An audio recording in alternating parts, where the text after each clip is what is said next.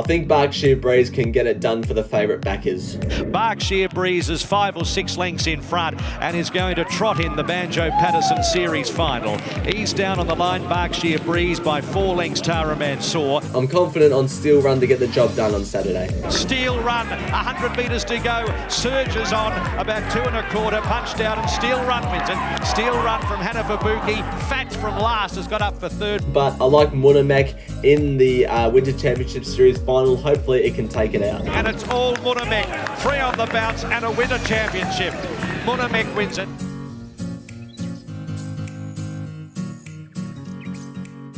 Hello everybody, welcome back to this week's preview. We're racing at Caulfield this week. It's Group 3, Sir John Monash Stakes Day. We've got group racing back in Victoria. And despite the small field, it's a competitive race, the feature. Let's get straight on with the preview now. Race 1 to start the day is a 3-year-old fillies handicap over the 1400 metres. The favourite at the moment is Enna's Dream, currently at $1.90. Odds on for Damien Lane. And the only other runner to speak about in single figures at the moment is Mr. Umbini at $2.70, the top weight. We're going to take a look at the last start run of Enna's Dream. This was at Caulfield behind Bossy Nick 2 weeks ago on the wet meeting there, where it settled back from a wide gate, stormed home late and just missed the win. Now I think up to the 1400 metres suits this horse fourth up. Everything is in this horse's favour on Saturday except for gate 1. I do not like gate 1 for this horse. Won't be leading, definitely won't be leading, so will be strung up maybe 1 or 2 pairs back and will need luck. That's the only reason I don't have any units on it. It'll just need luck, and at that short price I'm not willing to take it, but I still think she's the one to beat and deserves to be on top. In for second, Lover Zoo. This horse returned with a win last start. Draws gate 2 for a good run. On speed, it'll be running well. Y Marie, another last start winner. Celine Gaudreau claims 1.5 kilos. It's drawn for a good run too. And then Mr. Umbini, the top weight, is the best horse in the race, but has to carry the weight and draws the outside gate. So I think it's a tad under the odds at the moment, but we'll see how it goes. I'm with Enna's Dream in the first. Race 2 is a benchmark 78 over the 1400 metres. He's Beset is the favourite at $4 at the moment for Blake Shins. Step Aside is at $4.80 and is the second favourite. Then you've got El Rocco at $8. The Fit Wet Tracker, and then General Firepower at $8.50. Those are all the horses in single figures. This was the last start run of Step Aside at up in Sydney, also featuring Sandpaper. Now, this race was very tough in terms of this race coming up on Saturday is very tough. And I've gone with Step Aside just because I think it could blouse them and just be heaps too good for them. It was first up on this occasion. It doesn't go on wet ground. So I'm hoping that because it's the second race, they haven't dug up the track too much yet, and it shouldn't matter. I'm expecting it to be a soft 5 or a soft 6 come race 1 on Saturday. Step Aside draws gate 12. I reckon we'll get to midfield or off midfield in the 3-wide train and powering down the outside for John McNeil. Had a good SP that day that we just looked at up in Sydney, so I'm with it on top. Sandpaper in for second, who was also in that race, came down to Melbourne, finished 3 lengths off Barraquil. You don't see double figures too often about a horse trained by James Cummings, ridden by Damien Lane, drawn for a good run and third up. So I've got it in there for second. In for third, I've got Rogue Rocker. This horse will be powering home. Third up will be Fitter. I think it's a bit over the odds. And then one that's way over the odds, in my opinion, Place of Gold. This horse has had a jump out in between runs. Hasn't been performing at its best, but from gate 11, we're powering down the outside. Third up, I reckon, is ready. And at the 1400 metres, it's just had no luck this preparation. First up was too far back. Second up, it got caught behind a slow speed. I reckon it's way over the odds at 50 to 1. But I like Step Aside. It could just be heaps too good for them in race 2. Race 4 is a 3-year-old handicap over the 2000 metres. The favourite is Rezone at the moment. Hasn't won a race yet, but it's the favourite at $3.30. Then you've got Boga Legend, who is at $3.80. And then, well, longer odds the rest. We'll get straight on with the race replay, which features Rezone and Boga Legend last time at Flemington. Now, Rezone clearly beats Boga Legend here, but Boga Legend clearly had the better SP. I'm not sure what went wrong with Boga Legend. It was sort of held up at the top of the straight and then didn't really want to go on with it. But it's pushing on with this preparation, and it stays at the 2,000 meters. I've got 1 unit the win on it. I just thought, due to its SP on this occasion, it should have been running better than what it did, and I'm going to forgive it for one bad run. Before that, it won 3 starts ago at Pakenham, beating Rezone in a maiden, actually. Draws gate 2 for a run closer to the speed, and I just think, it's a progressive horse, and I've got it on top. Rezone in for second, draws gate 10, so we'll need a good ride from Bo Mertens, but 5th up, it's peaking, and it can win. In for third, I've got one at a price mark of Zorro. This horse broke through to win its maiden last start. Now John McNeil goes on. It should roll forward from gate 7, so I think those are all ticks. And Patsy Star, mixed cell trains this horse, another horse that broke through its maiden last start and looks like it's a decent horse. But I like Boga Legend in race number 4. Race 5 is a benchmark 78 over the 2,000 meters. Little Jack is the favourite at $5. 4 from 7 in its career. Can it make it 5 from 8 on Saturday? Jabberwockies is the next favourite at $7.50. The second favourite at $7.50. Desperados at $9. Golden Crusader is the only other one in single figures at $9. We're going to take a look at a run last start featuring Golden Crusader, Fagan, and also Little Jack, the winner. Now, Golden Crusader led on the fence on this day and tailed off. It was poor. Little Jack came straight to the outside, extreme outside, and was very good.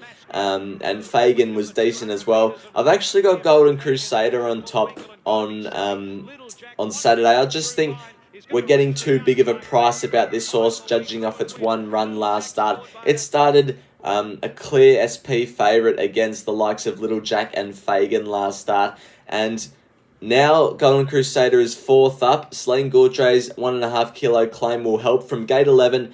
Should fly across to lead or settle outside the leader. Either one suits. If it's outside the leader, it'll be in the better ground, but if it's leading, it can control it at its own speed. And I just think we're getting too big of a price based off just one run. So I'm with Golden Crusader on top and 0.75 minutes the win on it. In for second, I've got Torrenzino. I'm forgiving this horse. Another one with a good SP last start. I just didn't like the ride. I thought Mickey D rode it upside down. Now, if it settles with some cover, sort of midfield or so, it'll be running much better than what its price suggests. In for third, Little Jack. Hard to knock it. It just keeps winning. And then in for fourth, Jabberwockies, the second favourite. Gets Blake Shin in the saddle and should be running well. But I like Golden Crusader to take out the 5th race. Race 6 is a benchmark 84 over the 1,700 metres. Lording first up for my racehorse is the favourite at $5. Then Nation's Call is the second favourite. It's at $6. Aramco's also at $6. And then Older,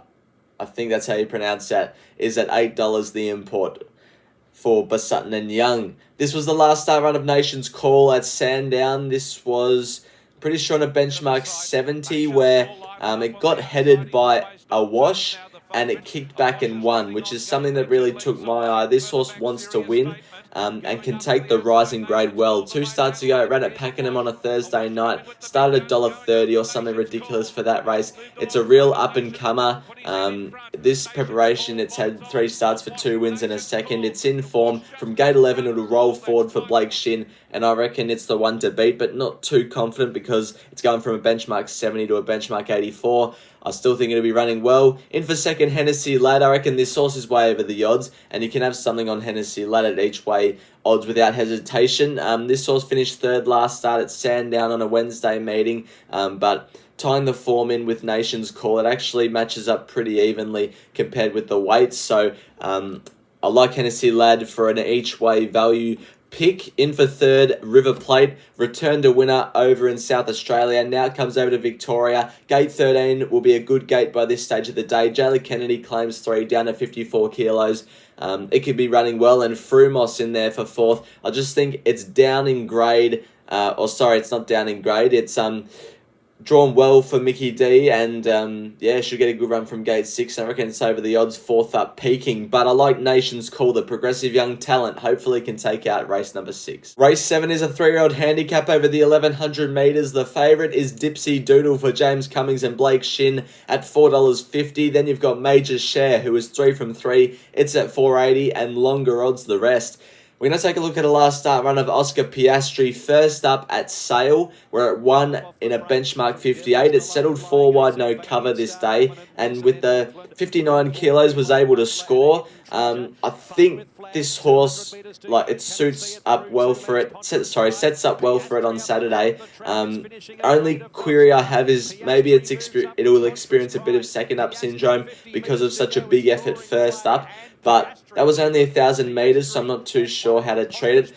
Other than that, Mickey D on suits. Gate 19, a lot of people think that's wide, but Caulfield shoot, it's only one turn, and it's going to be probably a soft track, so I think they'll come down the middle anyway, and it should be settling off midfield from gate 19 with cover, peeling out the widest runner, and I just think it might be something.